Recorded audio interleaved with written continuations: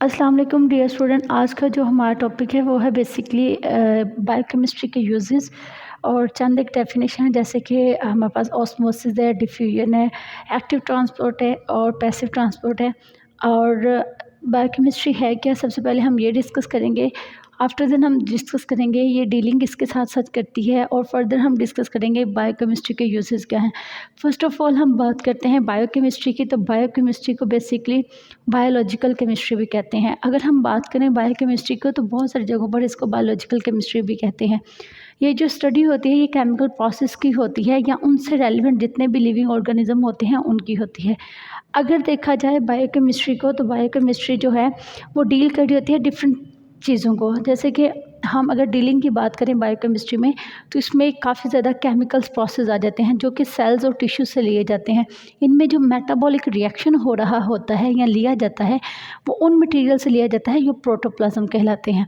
और ये जो होते हैं ये तमाम के तमाम जो प्रोटोप्लाज्म होते हैं ये जो बुनियाद होती है इनकी, तमाम के तमाम जो लाइफ की फॉर्म्स होती हैं उधर से होती हैं। ये है हमारे पास बायोकेमिस्ट्री। हमने बात की बायोकेमिस्ट्री को बायोलॉजिकल केमिस्ट्री भी कहते हैं। हमने कहा कि ये एक ऐसा केमिकल प्रोसेस है जो लिविंग ऑर्गेनिज्म के साथ जुड़ा हुआ होता है, तल्लक रखता है। हमने कहा बायोकेमिस्ट्री को डील किन किन चीज़ों के साथ करवाया जाता है, तो हम कह सकते हैं ये मेटाबॉलिक और प्रोसेस है और केमिकल प्रोसेस है जो सेल्स और टिश्यू से लिया जाता है। और ये जो सेल और टिश्यू से लिया जाता है ये जो रिएक्शन होता है ये मटेरियल जो मेटाबॉलिक रिएक्शन का होता है, इनका जो मटेरियल होता है वो प्रोटोप्लाज्म से लिया जाता है। और प्रोटोप्लाज्म जो होती है ये तमाम की तमाम on the basis of all form of life होती हैं। फर्दर हम डिस्कस करेंगे कि अगर इसके अलावा भी हम देखें तो बहुत सारे केमिस्ट्री में बहुत सारी चीज़ें ऐसी हैं जो डील की जाती हैं स्ट्रक्चर्स की बिना पर। जैसे कि हमने इधर बात की biochemistry deal with the chemical और metabolic process like same as it. कुछ बायोकेमिस्ट्री जो होती हैं वो डील हो रही होती हैं, बल्कि बहुत सारी हो रही होती हैं स्ट्रक्चर्स के साथ, फंक्शंस के साथ, इंट्रैक्शन जो होती है बायोलॉजिकल मैक्रो मॉलिक्यूल्स की। तो मैक्रो मॉलिक्यूल्स होते हैं लार्ज मॉलिक्यूल, लाइक जैसे कि हमारे पास प्रोटीन्स है, न्यूक्लिक एसिड है, कार्बोहाइड्रेट्स है, लिपिड्स हैं, या फिर वो जो कि हमें स्ट्रक्चर ऑफ सेल्स और परफॉर्म करते हैं मैनी फंक्शंस जो लाइफ के साथ मुंसलिक होते हैं, जुड़े हुए होते हैं, वो तमाम के तमाम क्या कर रहे हैं बायोकेमिस्ट्री में डीलिंग कर रहे हैं। दे may B structure, they may be function and interactions of biological macromolecules like proteins, carbohydrates, nucleic acids, lipids. They are provided structure of cells and perform many function of associated with life. Basically अभी तक हमने यही discuss किया कि biochemistry को biological chemistry भी कहते हैं। इसमें केमिकल प्रोसेस को स्टडी किया जाता है जो लिविंग ऑर्गेनिज्म के साथ अटैच होते हैं। आफ्टर देन हमने डिस्कस किया कि बायोकेमिस्ट्री डील किसके साथ करती है, तो हमने कहा ये केमिकल और मेटाबॉलिक प्रोसेस होता है जो टिश्यूज़ और सेल से लिया जाता है। ये मेटाबॉलिक रिएक्शन जो होता है जो लिया जाता है सेल्स और टिश्यू से, इसके जो मटेरियल हैं वो प्रोटोप्लाज्म कहलाते हैं। और प्रोटोप्लाज्म वो है जो on the basis of all form of life से लिया जाता है, या फिर हम कह सकते हैं ये अटैच है, ये डील्स करता है डिफरेंट स्ट्रक्चर्स को, फंक्शंस को, या फिर इंट्रैक्शन ऑफ बायोलॉजिकल मॉलिक्यूल्स को। तो उसमें भी वही बात आ जाए कि जैसे कि हमारे पास मैक्रो मॉलिक्यूल्स है तो प्रोटीन्स, लिपिड्स, कार्बोहाइड्रेट्स, स्टार्च जो कि प्रोवाइड करते हैं स्ट्रक्चर ऑफ सेल्स और परफॉर्म कर देते हैं बहुत सारे फंक्शन जो लाइफ के साथ जुड़े हुए होते हैं। फर्दर हम डिस्कस करेंगे what is a biochemistry used for. If we discuss about biochemistry used for then we can say that there are many major points that are used to biochemistry. Basically अगर हम बात करें तो यहाँ कुछ points mention, जैसे use to learn about biological process, use to study the properties of the biological molecules. हम first point को डिस्कस करते हैं, use to learn about biological process. अगर हम बात करें बायोलॉजिकल प्रोसेस की तो हम कह सकते हैं कि जो बायोकेमिस्ट्री है ये यूज़ की जाती है कि किस तरह हम जानते हैं बायोलॉजिकल प्रोसेस को जो कि सेल से और टिश्यू से या उनकी ऑर्गेनिज्म से लिए जाते हैं। फर्दर है हमारे पास use to study the properties of biological molecules. अब पहले तो हमने बात की सिर्फ प्रोसेस की जो कि सेल्स और टिश्यूज से लिए जाते हैं या ऑर्गेनिज्म से हम लेते हैं। बेसिकली इसमें इम्पोर्टेंट रोल प्ले किया जाता है, इसमें ये यूज्ड हो रहे हैं। फर्दर है use to study the properties of biological molecule. Second point है बायोलॉजिकल जो होती हैं वो स्टडी की डिफरेंट जो स्टडी होती है प्रॉपर्टीज़ ऑफ बायोलॉजिकल मॉलिक्यूल्स, उसमें जैसे कि लाइक हमारे पास वैरायटी होते हैं डिफरेंट पर्पस को डिफरेंट चीज़ें जानने के लिए। जैसे कि हम बात करते हैं बायोकेमिस्ट जो होते हैं ये स्टडी करते हैं मुख्तलिफ चीज़ों की करेक्टरिस्टिक को। कैराटिन जो होती है वो हेयर के लिए होती है, सो डैट अ शैम्पू में भी डिवेल्प्ड डैट इन्हेंसिस कर्लीनेस और सॉफ्टनेस। बेसिकली ये जैसे कि बायोकेमिस्ट कहता है मिसाल के तौर पर कि हम स्टडी करते हैं मुख्तलिफ कैराटिन के बारे में, या फिर हेयर में जो कि शैम्पू के हम यूज़ कर रहे होते हैं बालों के लिए उसके डेवलपमेंट के बारे में, तो हमें सर्च करके ये अंदाज़ा होता है कि ये इन्हेंस कर लेता है हमारे बालों को, सॉफ्टनेस दे रहा है। फर्दर है हमारे पास third point can help cell to produce new products. Basically biochemist जो होते हैं वो फाइंडिंग कर रहे होते हैं यूज़ करने के लिए बायोमोलिक्यूल्स को, लाइक जैसे कि हमारे पास कुछ बायोकेमिस्ट जो होते हैं वो कुछ लिपिड्स को as a food additives use कर रहे होते हैं। फर्दर है हमारे पास has been explaining the mechanism biological process. If we discuss about have the biological process, then we can say that basically अगर हम बात करें तो जैसे हमने थर्ड पॉइंट में कहा can help cell to produce new products. Basically biochemist जो होते हैं ये सेल को प्रोड्यूस भी कर देते हैं न्यू प्रोडक्ट्स में, जैसे कि जीन थेरेपी होती है बायोकेमिस्ट्री में, या डेवलपमेंट होती है बायोलॉजिकल मशीनरी की जो कि रिलीव करते हैं बायोकेमिस्ट्री को। फर्दर हम डिस्कस करेंगे has been explaining the molecule of biological process. अगर हम बात करें बायोकेमिस्ट्री में एक्सप्लेनिंग की, मैकेनिज़्म की और मुख्तलिफ उसके जो फिज़ियोलॉजिकल प्रोसेस है उसके बारे में, तो हम कह सकते हैं इसमें हम अननोन माइस्ट्री यूज़ कर रहे हैं। ये एक ऐसा प्रोसेस है जिसमें मुख्तलिफ मैकेनिज़्म जो होते हैं जिस्मानी तौर पर उनके तरीक़ाकार को हम सर्च कर रहे होते हैं, उनका यूजेज हो रहा होता है। फर्दर है new discovery in biochemistry. No doubt कि ये बायोकेमिस्ट्री में इसका यूज़ भी हो रहा है, जैसे कि फिज़ियोलॉजिकल या फार्माकोलॉजिकल या बैक्टीरियोलॉजी या पैथोलॉजिकल या इवन जो थेरेपी हो रही थी फिजियोथेरेपी, इसमें भी इम्पोर्टेंट, बल्कि इम्पोर्टेंट नहीं ग्रेटली बेनिफिशियल रोल प्ले कर रहे थे न्यू डिस्कवरी के लिए। बायोकेमिस्ट्री जो इम्पोर्टेंट रोल प्ले कर रही थी इन सारी चीज़ों में, वो आपके पास फार्माकोलॉजी भी है, बैक्टीरियोलॉजी भी है, पैथोलॉजी भी है और फिजियोलॉजी भी है। इवन जो फिजियोथेरेपी होती है वो भी इसमें इंक्लूड है, जो कि बेनिफिशियल और न्यू डिस्कवरी जो होती हैं उनसे हम बायोकेमिस्ट्री में कर रहे होते हैं। आफ्टर देन है कि ये जो है use was increasing important role in various branches. No doubt biochemistry has assumed an increasing important role in the various branches of medicine, and biochemists have frequently been called upon to provide the special technique and knowledge to the solution of clinical problems. बेटा जी कोई शक नहीं, ये बिल्कुल ठीक points है कि basically biochemistry जो होती है ये इंपॉर्टेंट रोल प्ले कर रही होती है डिफरेंट ब्रांचेस जो कि मेडिसिन की होती हैं या बायोकेमिस्ट जो होते हैं प्रोवाइड कर रहे होते हैं स्पेशल टेक्निक्स या नॉलेज जो होता है सोल्यूशन को, क्लिनिकल प्रॉब्लम्स वगैरह को सॉल्व करने के लिए। ये सारी चीज़ों में इंपॉर्टेंट रोल प्ले कर रही है बायोकेमिस्ट्री। बेसिकली बायोकेमिस्ट्री होता क्या है, केमिकल प्रोसेस होता है। So therefore we can say that biochemist have frequently been called upon the provide special technique and knowledge to the solution of clinical problem. So we can say that this is a accurate point. हमें पता है कि ये एक biological chemistry है और उसके अलावा केमिकल प्रोसेस भी है जिसमें लिविंग ऑर्गेनिज्म अटैच भी हैं। तो हम कह सकते हैं कि मुख्तलिफ ब्रांचेस में और बायोकेमिस्ट जो यूज़ कर रहे हैं डिफरेंट तरह की जो स्पेशल टेक्निक्स होती हैं प्रोवाइड कर रहे हैं, मुहैया कर रहे होते हैं, नॉलेज दे रहे होते हैं सोल्यूशन को बनाने के लिए, क्लिनिकल प्रॉब्लम्स को सॉल्व करने के लिए। तो उनमें ये इंपॉर्टेंट रोल भी प्ले कर रही है, यूज़ भी हो रही है उसमें। फर्दर है हमारे पास investigation can lead directly suggestion of remedies.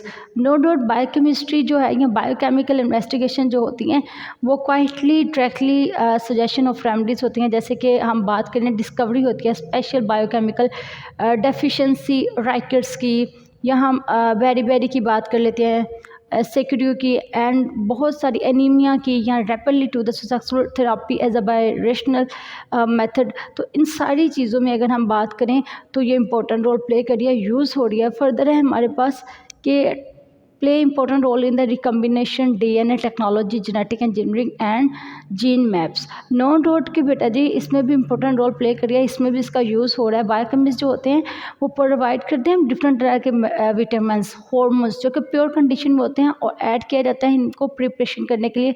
Vaccination वगैरह या वैक्सीन जो होती हैं या एंटीटॉक्सिन्स होते हैं, सीडा लाइक जो चीज़ें होती हैं वो सारी इसमें ऐड की जाती हैं। जो इसकी फील्ड्स होती हैं इन एंजाइम इनहिबिटर्स की या रिकम्बिनेशन डीएनए टेक्नोलॉजी की या जेनेटिक इंजीनियरिंग की या जीन मैपिंग की, उसमें फर्दर है हमारे पास profiling and diagnosis of disease. DNA profiling and cloning जो इतनी इनकी होती हैं वो ओपन की जाती हैं न्यू एरिया में मेडिसिन के लिए। अगर हम देखें कि एटलीस्ट ये प्रोवाइड करते हैं large number of chemical test, जैसे कि हम डायग्नोज ऑफ डिजीज़ उसमें भी इसका इम्पोर्टेंट रोल होता है। केमिकल्स जो होते हैं उसमें भी इम्पोर्टेंट रोल प्ले कर रहे थे। ये थे हमारे कुछ यूजेस, जैसे कि हमने फर्स्ट ऑफ ऑल डिस्कस किया कि बायोलॉजिकल प्रोसेस में ये टिश्यूज़ और जो हम सेल्स वगैरह से या ऑर्गेनिज्म से पिकअप करते हैं उसमें इंपॉर्टेंट रोल प्ले कर रहे हैं। उसमें इसका यूजेज हो रहा है, use to study of the properties of the biological molecules.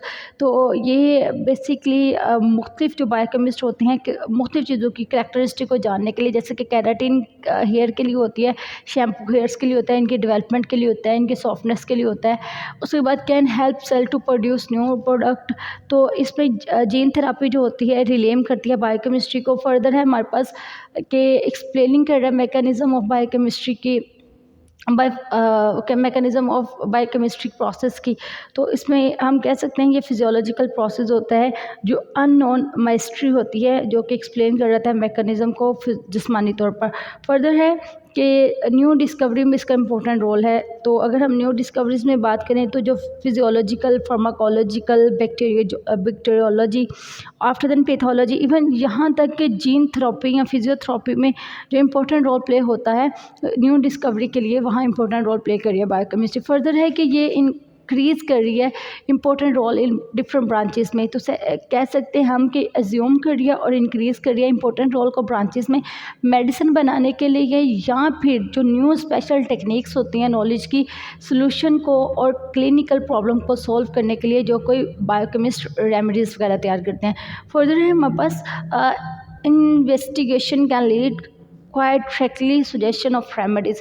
Biochemist जो होते हैं या बायोकेमिकल इन्वेस्टिगेशन जो होती है वो डायरेक्टली सजेशन देती है रेमेडीज़ की। जैसे कि हम डिस्कवरी करते हैं स्पेशल बायोकेमिस्ट्रिकल या बायोकेमिकल डेफिशिएंसी, जैसे कि राइकेट्स होती है हमारे पास, बेरी है या एनीमिया है, ये सारी चीज़ें हमारे पास किस में आ जाएंगी, इन्वेस्टिगेशन में आ जाएंगी। फर्दर है play important role in recombinant DNA technology, genetic engineering, gene mapping. तो बायोकेमिस्ट्री जो होती है वो प्रोवाइडेड कर रही होती है हमें डिफरेंट तरह के विटामिन, हार्मोन्स जो कि प्योर कंडीशन में होते हैं और इनमें प्रिपरेशन के लिए वैक्सीन्स, एंटीटॉक्सिन्स, सीडा वगैरह शामिल होते हैं। ये जो फील्ड होती है एंजाइम्स की, इनहिबिटर, रिकम्बिनेंट डीएनए की टेक्नोलॉजी की, और उसके अलावा जेनेटिक इंजीनियरिंग और जीन मैपिंग की उसमें यूज़ हो रहे थे। In the last point DNA profiling and diagnosis of disease में इसका इंपॉर्टेंट रोल है, उसमें भी इसका यूजेज हो रहा था क्योंकि लार्ज नंबर ऑफ केमिकल जो होते हैं टेस्ट किए जाते हैं डायग्नोज ऑफ डिजीज़ को। फर्दर हम डिस्कस करेंगे डेफिनेशन को अडॉप्शन की। अडॉप्शन है क्या? बेसिकली ठोस या माया की सतह पर गैस या वेपर या हमारे पास लिक्विड लाइक जो भी मटेरियल होता है उसको चिपकाने या फिर उसको क्रिटिसाइज करने के लिए या उसको संभालने के लिए जो प्रोसेस होता है वो एडसॉर्प्शन होता है। तो so we can say that the condensation और adhesion of a gas, vapors or liquid are dissolved substances on the surface of the solid or liquid, that is known as adsorption। तो हम कह सकते हैं adsorption क्या है, कंडेंशन है, adhesion है और गैस वेपर्स है लिक्विड्स में और डिजोल्व कर रहे हैं सब्सटेंसेस को on the surface of the solid और liquid, that is known as adoption. Further है हमारे पास डेफिनेशन अडॉप्शन के बाद डिफ्यूजन की। अगर हम बात करें डिफ्यूजन की, आयंस और मॉलिक्यूल्स जो होते हैं वो मूव हो रहे होते हैं higher concentration to lower concentration की तरफ। या फिर अगर सिंपली हम बात करें कि डिफ्यूजन जो है एक ऐसा तरीक़ाकार है जहाँ मूवमेंट जो होती है इंडिविजुअली मॉलिक्यूल्स की होती है या सब्सटेंसेस की जो सेमी परमिएबल मेम्ब्रेन्स होती हैं और इनका एरिया जो होता है हायर मॉलिक्यूल्स होता है, या कंसनट्रेशन ऑफ एरिया जो होता है लोअर कंसनट्रेशन की तरफ होता है, या यूँ कह लें diffusion is the process in which ions और molecules move from a region of higher concentration to region of lower concentration. After then है हमारे पास डिफ्यूजन। व्हाट इज डिफ्यूजन तो हम डिस्कस कर चुके हैं। नेक्स्ट है हमारे पास active transport and passive transport.